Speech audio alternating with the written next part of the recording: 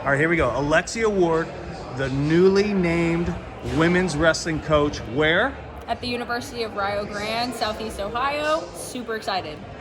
The University of Rio Grande. Tell us exactly where that is. Yep. So it is 15 minutes from Gallipolis, Ohio. Pretty small town, but we absolutely love it. I just actually moved over here about a month ago from Southern Illinois.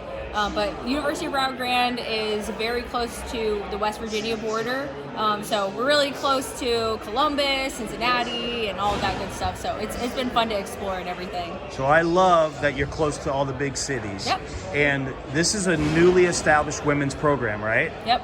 Okay, so give us just a tiny bit of, I know you could probably talk forever, tiny bit of background on what brought the women's program to University of Rio Grande. Yeah, so the head coach for the men's program, Jason Schweer, he had been already thinking about starting a women's program for a while now. The men's program is 4 years old, and it's been really cool to see that he's advocating for women's wrestling as well as the university.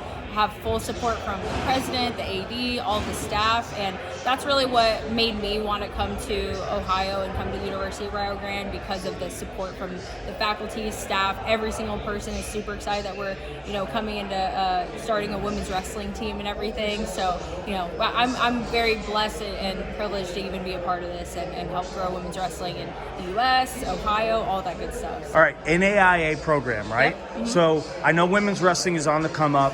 Anybody that's watching this is going to be interested in knowing, but probably already knows, how far it's come, and it's still a long ways to go. NAIA versus NCAA, give us a lowdown on what you have to offer and what we're looking at comparatively to other schools. Yeah. Well, back when I was wrestling in college, all NAIA and NCAA schools were, conjoined to one division.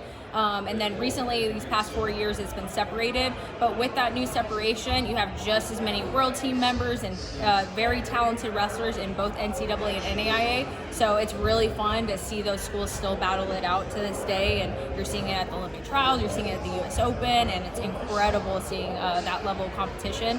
When I went to NCAA Nationals this past year, they got, the stage, Wrestle Like a Girl, and NAIA has the flames and the lights and everything. So it's so cool seeing the growth of women's wrestling to where it is now. So what I hear from you reading between the lines is there's a ton of opportunity in Southeast Ohio for a female wrestler to even possibly, behind you is the Olympic trials, to even possibly hit that stage. Oh yeah. Right? Absolutely. Through you at the University of Rio Grande. Absolutely. Yep. And what's cool about our school, you can stack scholarships. We have plenty of athletic scholarships available.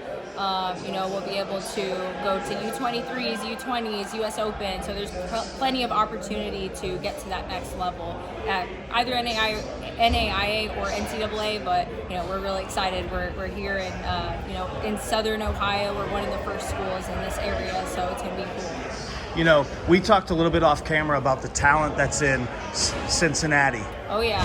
The talent that's in Central Ohio. Yep. Jackson, Ohio has some talent as well, right? Definitely. So I know that there are girls on your radar. Yes. What do you do almost on a daily basis now as the head coach to recruit?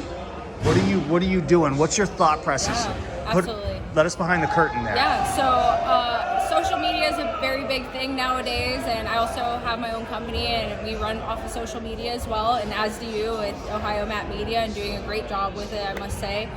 So a lot of it is looking at, okay, who's showing up to these bigger tournaments, who's out here, going to clinics and clubs, and I'm holding a lot of clinics myself, and getting to know coaches and networking and things like that. But I'm also the person, I might be in your DMs at some point and be like, hey, how's college wrestling looking? And I want to, provide that opportunity for girls. And also from a standpoint of, not really even, for myself, not having guidance going into college, also providing very transparent numbers on, cost and scholarship and all of that, and giving advice to young girls across the state and soon across the country on what questions you need to ask college coaches, what you need to know before making that decision and making an educated decision. So, I'm very transparent whenever I approach a student athlete or they approach me. I lay it all out and I let them know, we have currently, what's to expect, and what to ask other coaches so they can make the most educated decision.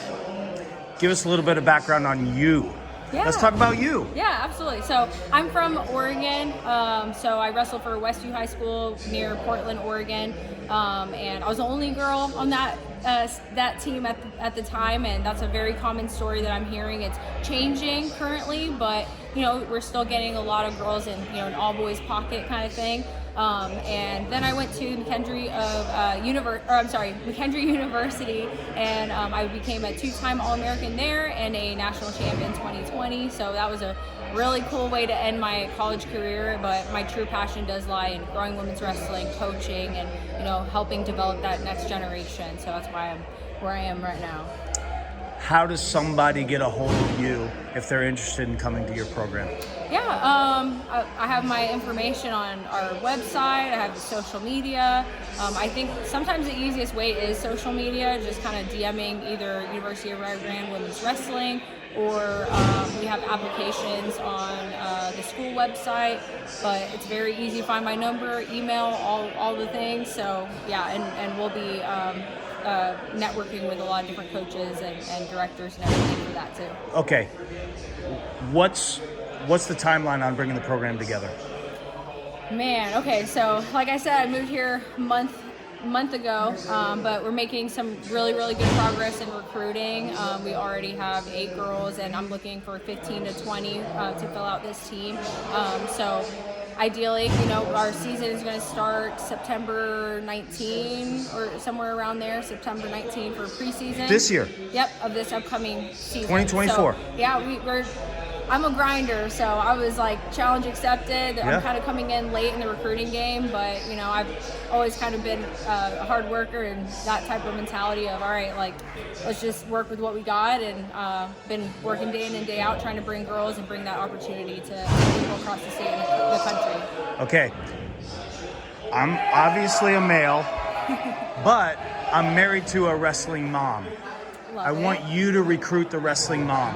What are you going to do with the daughter of that wrestling mom? What are you going to do for her and with her? Yeah, so for me, and the way that a lot of my coaches that I look back on that have absolutely helped me become the person that I am and develop me as a human and not just on the mat, I think that's super important. And it's not even just for the wrestling mom, it's for that athlete to develop, right? And I'm very big on, academics and life in general, being punctual. We're showing up, if you're on time, you're late. I'm making sure that we have that structure and accountability, and everyone's being treated the same across the board. There's no favoritism, and making sure that I'm going to be holding them accountable to school, because a lot of times kids will come to college and they have all this freedom, quote unquote, and that's the coach's job to provide that structure and accountability that maybe their parents can't do when they come to college. So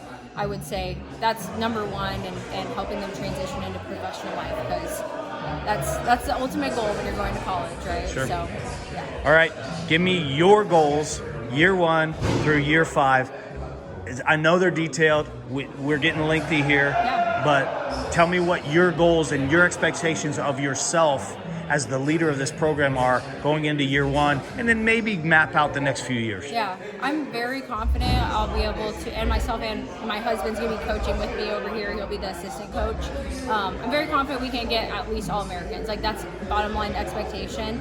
Like I said, I wrestled for McKendree University under Sam Schmitz and now Michaela Schmitz, but she was Michaela Hutchinson at the time. And I witnessed the building blocks of an incredible program. When I started there, it was only year 3 of the program. By my 4th and 5th year, we were winning national titles. Almost our whole lineup was an All-American. So I know exactly what it takes, and it starts with team culture. It starts with the leadership from the coach. It starts with expectations and having people buy in and really believing in your values and mission statement and things like that. So we're all developing that.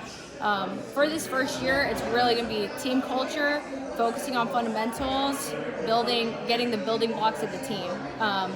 I'm not going to say, national champs and top 6 in the country. I mean, it's not necessarily realistic, but I'm kind of a shoot for the stars, land on the moon kind of person. So we're going to go for it no matter what. Love it.